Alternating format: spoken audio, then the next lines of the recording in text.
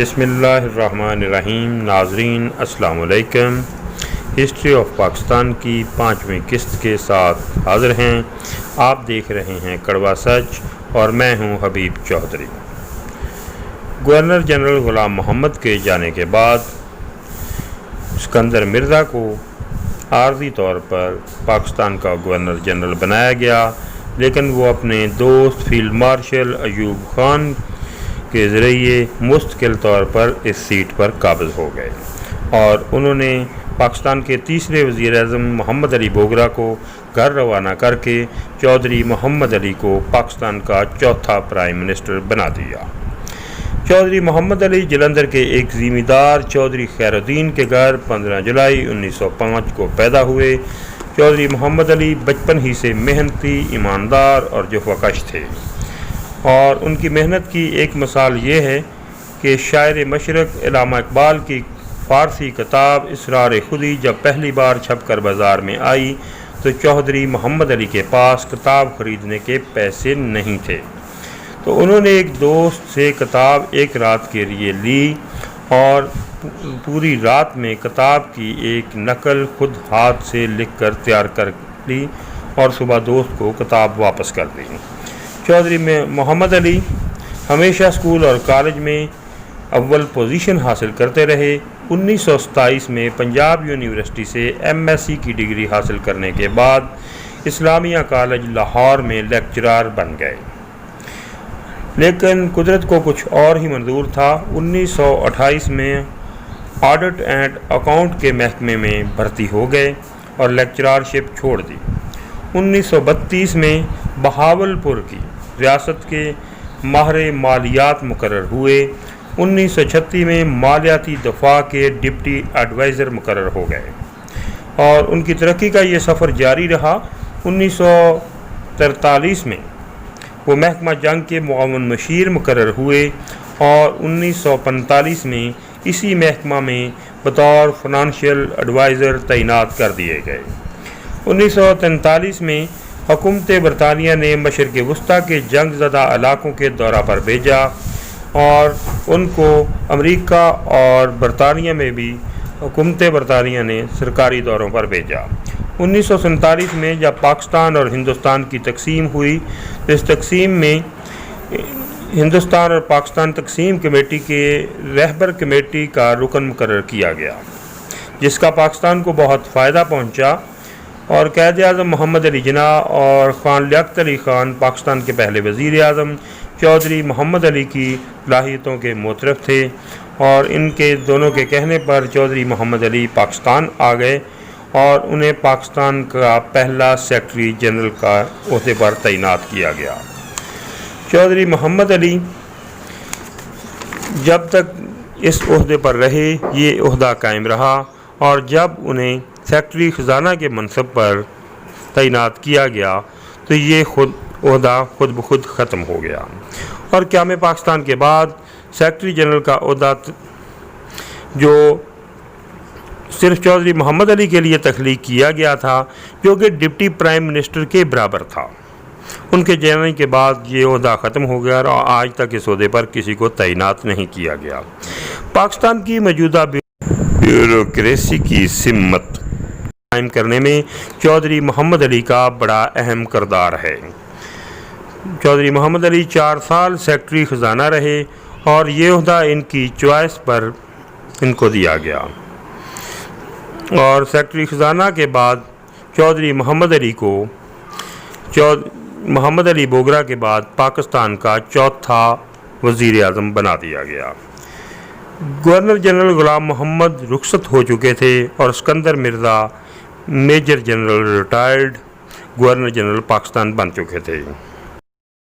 اسکندر مرزا 1955 میں پاکستان کے تیسرے گورنر جنرل بنے۔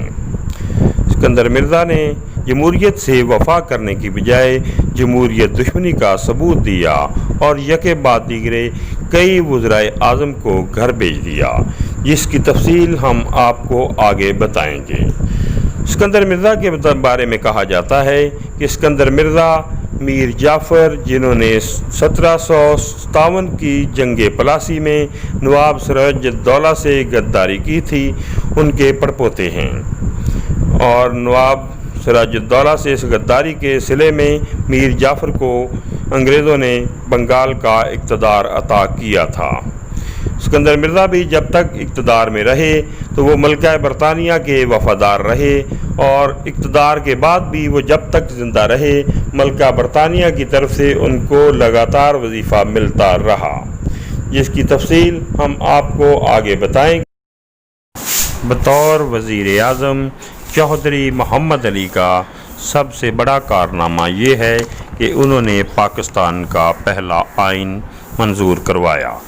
چودھری محمد علی نے دستور ساز اسمبلی میں یہ آئین پیش کیا اور اس کا مسودہ اپنے وزارت عظمیٰ کا حلف اٹھانے کے 5 ماہ بعد ہی شائع کروا دیا، اور جب دستور ساز اسمبلی سے یہ مسودہ پاس ہو گیا تو اس کو گورنر جنرل سے دستخط کروانے کی تاریخ 23 مارچ 1956 طے ہوئی، اور 23 مارچ 1956 کو چودھری محمد علی پاکستان کا پہلا آئین جو 245 دفعات پر مشتمل تھا 670 ترامیم کے بعد منظور کروانے میں کامیاب ہو گئے، اور 23 مارچ 1956 کو گورنر جنرل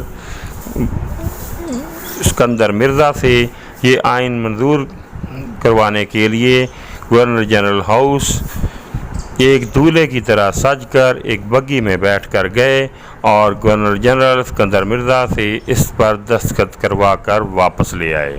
یوں پاکستان کا پہلا آئین منظور ہو گیا۔ اس سے پہلے پاکستان کے پاس اپنا آئین نہ تھا، اور 1935 کے غلامی دور کے ایکٹ کے تحت ہی پاکستان کو چلایا جا رہا تھا، جس میں سربراہ مملکت ملکہ برطانیہ تھیں، اور اس آئین بنانے کے بعد چودھری محمد علی نے پاکستان کو ملکہ برطانیہ کے تسلط سے آزاد کروا دیا، اور 23 مارچ کو یوم جمہوریہ منانے کا اعلان کیا گیا، اور 2 سال تک 23 مارچ کو یوم جمہوریہ کے طور پر ہی منایا جاتا رہا۔ 2 سال بعد جب جمہوریت ہی نہ رہی تو یہ دن یوم پاکستان کے نام سے منایا جانے لگا، حالانکہ اس سے قبل 14 اگست کو یوم پاکستان منایا جاتا تھا۔ 23 مارچ کو قرارداد پاکستان سے جوڑنے کا مغالطہ بھی غلط ہے۔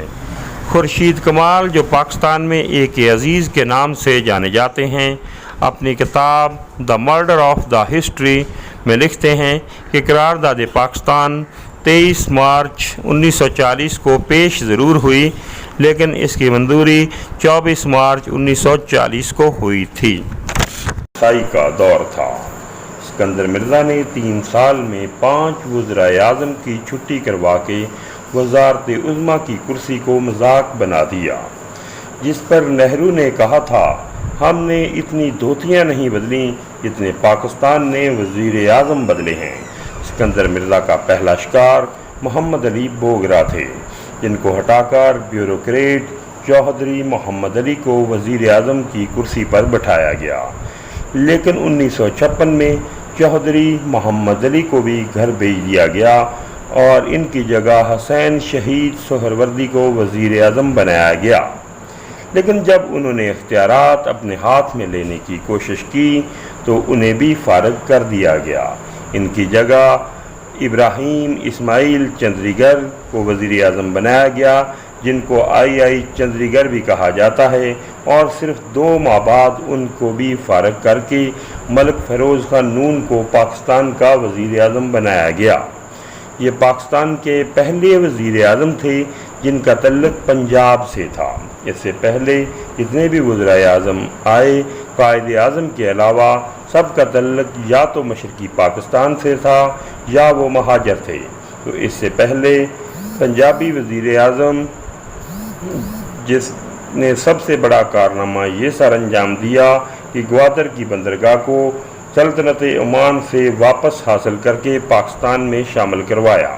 ملک فیروز خان نون نے اکبر بگٹی کی مدد سے سلطنت عمان کے ساتھ کامیاب مذاکرات کیے، اور $1 کروڑ کے عوض ग्वादर की मौजूदा बंदरगाह पाकिस्तान में वापस शामिल करा दी, जिन वज़ीर आज़म को सिकंदर मिर्ज़ा ने फारग किया था।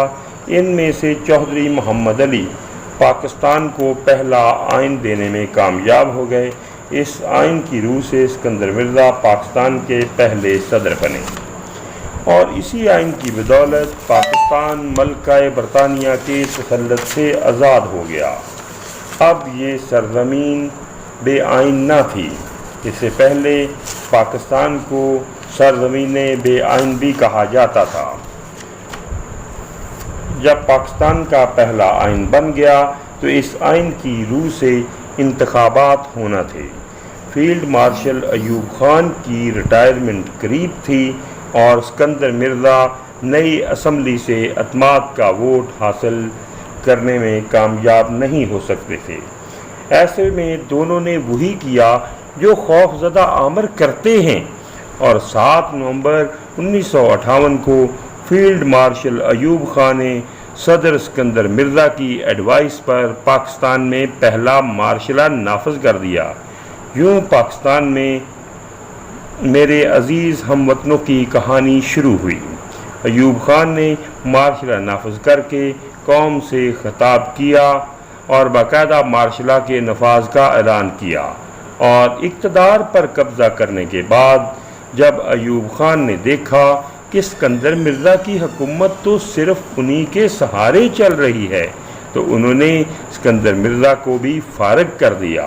हालांकि सिकंदर मिर्ज़ा ये समझते थे कि अयूब खान इनके एहसानों तले दबे हुए हैं और वो इसके साथ बेवफाई नहीं कर सकते, लेकिन वो ये भूल गए कि ताकत की जंग में इखलाक नामी कोई हथियार नहीं होता।